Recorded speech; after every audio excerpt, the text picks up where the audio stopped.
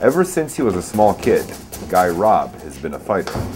Well, he was a rough and tumble kid. He's usually protecting somebody else. With a penchant for altercations. I was like maybe 15, 16, riding with my sister, and she's pretty crazy herself. And she started having words with somebody. Helping somebody else out. Like, for instance, he'd go after the neighborhood bully. Next thing I know, we're in the street fighting, and I'm doing all right, I'm sticking and moving, but then this guy got a hold of me, and when he got a hold of me, I realized, it's a man. This ain't no teenager, or, this is a grown man, and he started overpowering me. Somebody was getting wronged, he would show up. I think when we were getting back up, I got lucky and I caught him perfect, and he fell down, and when he fell down, I jumped all over him. But I realized that I almost really got, he slammed my head on the ground and everything. I realized that, that could have been bad. It was fun, but, it could be dangerous. It wasn't where I was like, yeah, you're causing trouble. It was like, oh, okay. His dad knew there was a better way to release his aggression, so he turns to his longtime friend and co-worker. I expressed to Ray that I had a son that he might be willing to take a look at if possible. Young kids are always getting into the fights and stuff, and that he really needs somebody to take him under the wing and teach him how to box and let him get into something more positive, instead of street fighting. I said, well, I'll bring him to me. I gave him a talk. I told him don't waste my time, and he didn't waste my time. He took to it, boxing like a fish to water. I was about 17 years old, had about 25 fights, and I did pretty good, but I quit. I walked away from it, and, I wanted to hang out, I wanted to, I don't know, be a kid, I guess.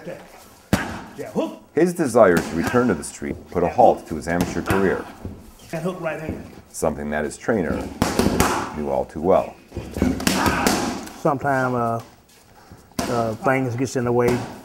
My younger son, Miss Brown, went out and partied just one night. Some friends gave him some ecstasy, and overheated his brain, and then he had a stroke, and that was the end of him. I was kind of doing the wrong stuff, hanging around the wrong people. I ended up getting my girlfriend pregnant, and I had to start hustling and make, so we could have money, start saving money.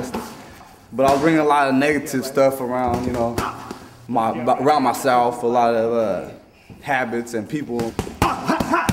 Those bad habits became second nature. Ended up in jail overnight and just never being home, and it was kind of getting to a point where it was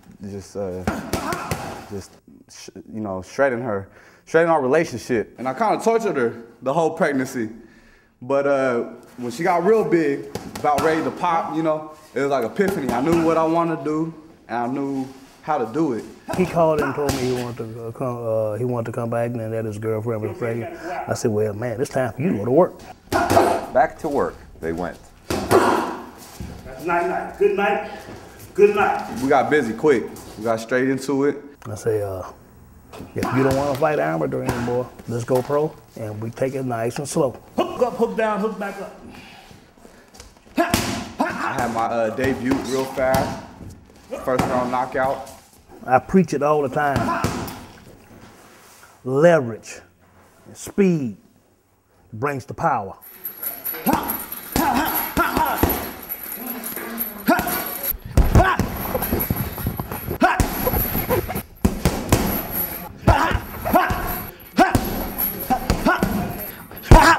We work on clean punches. I don't want him throwing caution to the wind. I want him to land the shot clean and where they're supposed to go. Each fight is showing improvement, but I'm never really satisfied.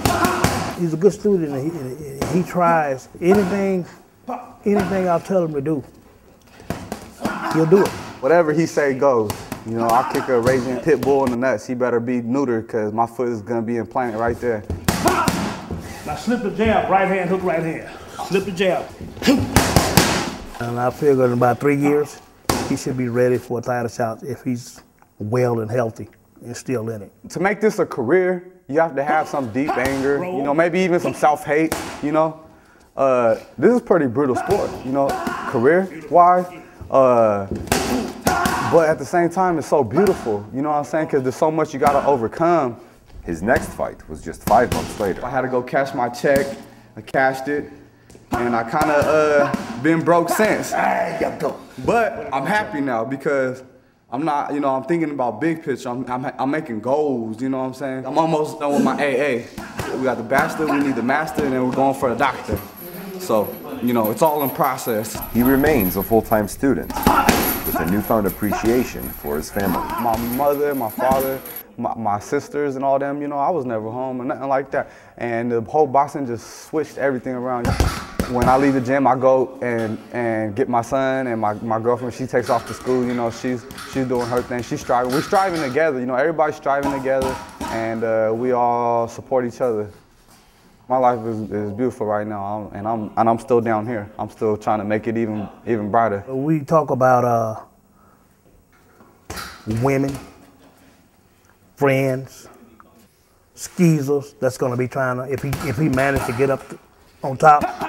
All kinds of people gonna come after him. We talk about that a lot. And then some people even make it to the top, make the money, become world champion, and then they blow it when they're up there. When they're on top of the mountain, then they come falling, crashing down. If things happen wrong, he allows things to happen, it's on him. He's been taught. He's been told, you know.